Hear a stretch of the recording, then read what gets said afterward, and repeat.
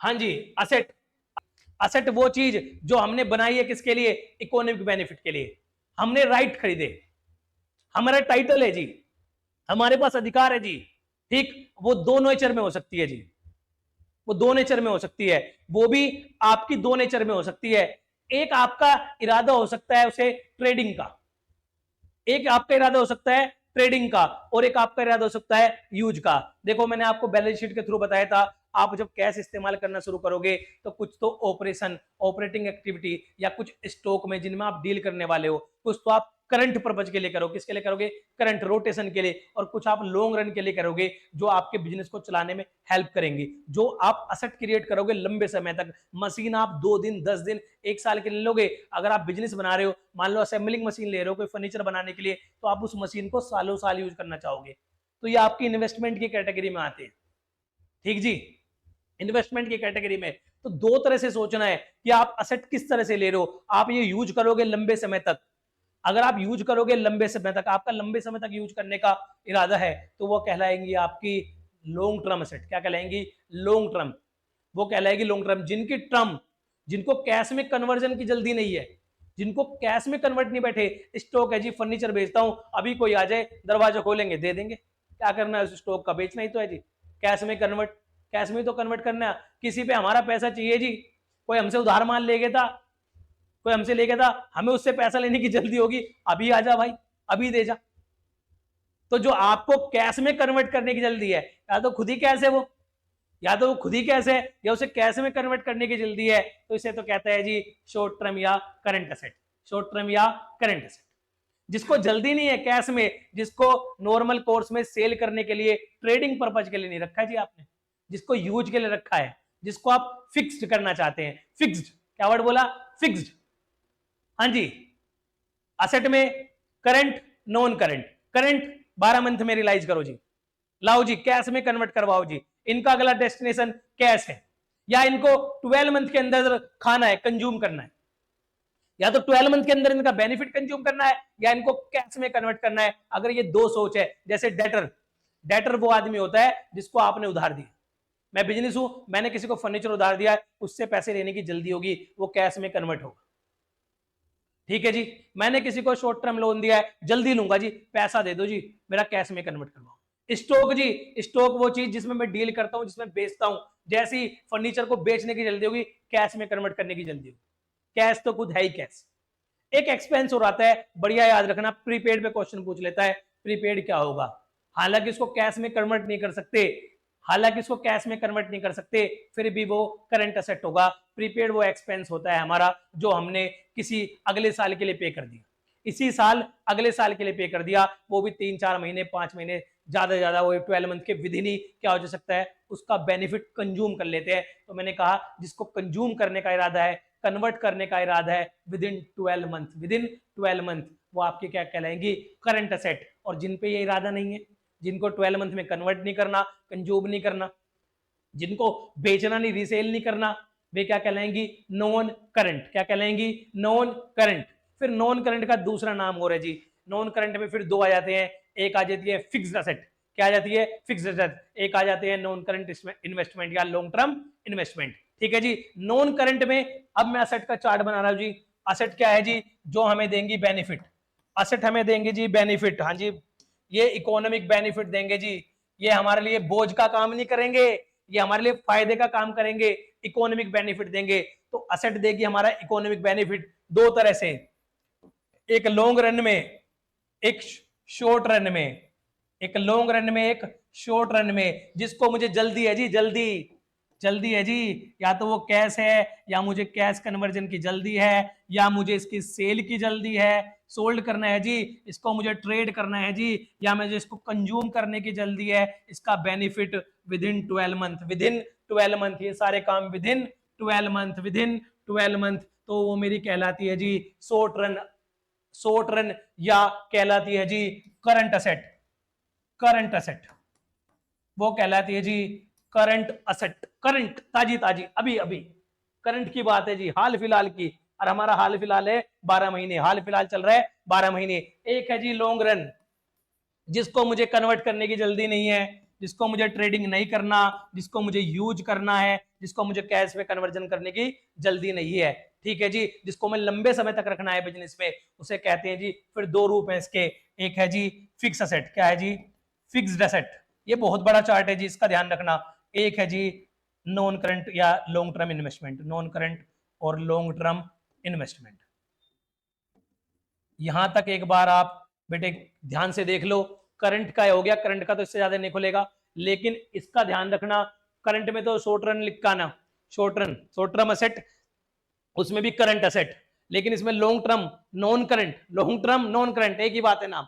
फिर non current में भी दो फिक्स्ड, नॉन करंट में भी दो फिक्स्ड, और नॉन करंट या लॉन्ग टर्म इन्वेस्टमेंट। फिर इस फिक्स्ड असेट के भी दो हिस्से, इस फिक्स असेट के भी दो हिस्से, आगे चल के फिक्स असेट भी बनेगी दो हिस्सों में। ये जी बड़ा चार्ट है, ये बन जाएगा, कहेंगे जी किस तरह की है, उसका सब्सटेंस है कोई फिजिकल, वो दिखती है क्या जी, वो कुर्सी मेज furniture plant and machinery land building कुछ ऐसा है, दिख रहा है वो, हाँ जी दिख रहा है, दिख रहा है, जो दिख सकता है, छुआ जा सकता है, वो कहलाता है टेंजिबल एसेट। इस फिक्स्ड में भी फिर दो एसेट, कौन सी, टेंजिबल, कौन सी जी, टेंजिबल।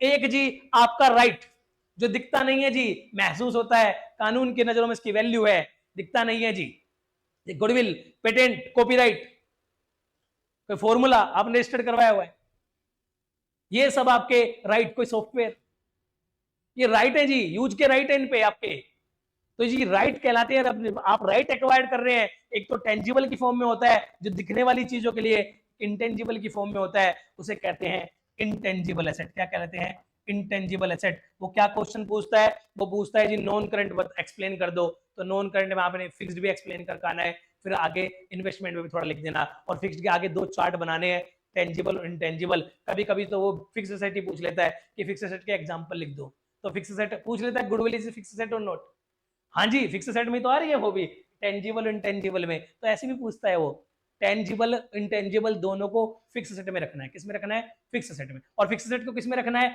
नॉन करंट में या लॉन्ग टर्म में, ठीक है जी। और बाकी आपका कोई कैश है, कोई डेटर है, कैश है जी, कोई डेटर है, डेटर आके क्लियर हो जाएगा और अच्छे से, कोई आपका BR है, ये बता दूंगा, बिल्स रिसेबल, कोई आपका शॉर्ट टर्म एडवांस दिया हुआ है किसी को, एक आपका है प्रीपेड एक्सपेंस, क्या है, प्रीपेड एक्सपेंस, एक आपका फेमस है स्टॉक, ठीक है जी, स्टॉक, स्टॉक भी क्या होता है वो भी मैं आपको आगे एक्सप्लेन कर दूंगा। तो ये सारी चीजें करंट में, करंट का तो ये हिस्सा हो गया छोटा सा, ठीक, लेकिन नॉन करंट लॉन्ग टर्म में दो हिस्से फिर बनते हैं, एक तो आपका फिक्स एसेट, एक आपका लॉन्ग टर्म इन्वेस्टमेंट। इन्वेस्टमेंट पे चर्चा करनी नहीं ज्यादा, फिर फिक्स पे दो चर्चा करके आनी है, फिक्स के जी दो हिस्से फिर बनाने हैं, टेंजिबल और इंटेंजिबल। टेंजिबल में छू सकते हैं, देख सकते हैं, plant and machinery, land and building, furniture, fixtures, इस तरह की बात करके आनी है वहां। इंटेंजिबल छू नहीं सकते जी, महसूस कर सकते हैं, कॉपीराइट, गुडविल, पेटेंट्स, इस तरह के जो आपके राइट्स, कोई सॉफ्टवेयर, इस तरह की चीजों का आपने बताना है, इंटेंजिबल एसेट है जी हमारी, ठीक। लेकिन आपके नॉन करंट में एक चीज बिल्कुल सेम है, चाहे वो टेंजिबल और इंटेंजिबल, वो एक अकाउंटिंग पीरियड से ऊपर यूज होगी, 12 मंथ से ऊपर यूज होगी, वो किसकी कैटेगरी में कहलाएगी, फिक्स्ड की, ठीक है जी। जो ओवर अकाउंटिंग पीरियड, एक अकाउंटिंग पीरियड 12 मंथ्स का जो होता है, उसमें जो आपको बेनिफिट दे देगी वो आपकी शॉर्ट टर्म या आपकी कहलाएगी करंट एसेट, ठीक है जी। ये एसेट पे भी चर्चा होगी जी हमारी। ये देख लो जी, नॉन करंट के हिस्से हैं जी आपके, फिक्स, फिक्स में फिर हिस्से फर्दर क्लासिफाइड, टेंजिबल और इंटेंजिबल। इंटेंजिबल मैंने बता दिया, पेटेंट, गुडविल एक्सेट्रा, और टेंजिबल मैंने काफी सारे बता दिए, बिल्डिंग, लैंड वगैरह जो दिख सकते हैं आपके, ये तो आसान है। इनमें दो दो एग्जांपल भी पूछ लेता है, वो भी लिख के आना चाहिए, ठीक है जी। एग्जांपल मैंने कई सारे बता दिया आपको, नॉन करंट का मतलब बता दिया, लॉन्ग टर्म का मतलब बता दिया जी, ठीक। एक है जी फिक्टिशियस, फिक्टिशियस एसेट, मैं इस फिक्टिशियस को यहीं ले देता हूं, और ये आगे चल के आएगा डेफर्ड रिवेन्यू एक्सपेंडिचर, क्या आएगा, डेफर्ड रिवेन्यू एक्सपेंडिचर। उस डेफर्ड रिवेन्यू एक्सपेंडिचर का भी हिस्सा जो कहलाता है फिक्टिशियस एसेट के रूप में कहलाता है, ठीक है। उसको भी मैं एक्सप्लेन कर दूंगा और बाद में इनको लिंक भी करवा दूंगा, ठीक है। मैं आपके लिए बताता हूँ क्या होता है फिक्टिशियस। फिक्टिशियस जी कोई असेट है ही नहीं, ये तो जी झूठी असेट है, ये तो कोई खर्चा है, ये तो जो खर्चा है जी, ये तो कोई लॉस है। पहले क्या होता था, P&L का डेबिट बैलेंस होता था, एक लॉस, इसको भी किसकी तरफ दिखा देते थे, असेट की तरफ, डेबिट मान के, डेबिट होता है, असेट का बैलेंस डेबिट होता है तो डेबिट साइड दिखा देते। अब लॉस कोई असेट थोड़ी होती है, ये तो झूठी है जी, ये फिक्टिशियस कुछ नहीं है, तो काल्पनिक कहते हैं, नाम मात्र की चीज है। तो इसे बेकार जी एक्सपेंडिचर है या लॉसेज है। तो पीएनएल का डेबिट बैलेंस लॉस कहलाता है, इसको असेट साइड में शो करते थे तो कहते थे ये फिक्टिशियस एसेट है, मतलब इसका कोई योगदान नहीं है, तो घटाएंगे उल्टे एसेट को। एक होता था आपका, जब आप पढ़ेंगे मैं आगे पढ़ाऊंगा एक्सपेंडिचर में, एक होता है deferred revenue. Deferred revenue, revenue expenditure था कोई, उसे डेफर कर दिया, आगे के लिए ट्रांसफर कर दिया। रिवेन्यू एक्सपेंडिचर को कैपिटल की तरह ट्रीट करवाते हैं, जब रिवेन्यू एक्सपेंडिचर को कैपिटल की तरह ट्रीट करवाते थे, वो डेफर्ड की श्रेणी ले लेता है, और डेफर्ड की श्रेणी लेते ही वो किसके रूप में आ जाता है, फिक्टिशियस एसेट में। कैसा है एग्जांपल बताओ जी। हैवी एडवर्टाइजमेंट एक्सपेंस, सबसे ज्यादा लड़ाई इसी के लिए है, हैवी एडवर्टाइजमेंट एक्सपेंसेस, सस्पेंस भी कहते हैं, suspense advertisement expense, advertisement suspense account, इस तरह से कई नाम से मिलता है ये। तो जब हैवी एडवर्टाइजमेंट एक्सपेंस होता है तो उसमें बात चलती है, हमने 5 करोड़ दिए जी किसी एडवर्टाइजमेंट के लिए, वो 1 साल थोड़ी देगा जी, वो 1 साल फायदा थोड़ी देगा। अब कंफर्म भी नहीं फायदा देगा नहीं देगा, इकोनॉमिक बेनिफिट देगा नहीं देगा। तो इस पे गुणों की बात चलती है कि जो एक अकाउंटिंग पीरियड से ज्यादा फायदा देती है, वो तो चीजें असेट कहलाती है, वो तो आपका क्या नहीं कहलाती, एक्सपेंस कहलाती नहीं है। लेकिन कुछ लोग इसको एडवर्टाइजमेंट को एक्सपेंस ही मानते हैं। एडवर्टाइजमेंट क्या है, आपका डेली रूटीन में, आपका ऑपरेटिंग एक्टिविटी में पार्ट है जी, वो चलता रहता है।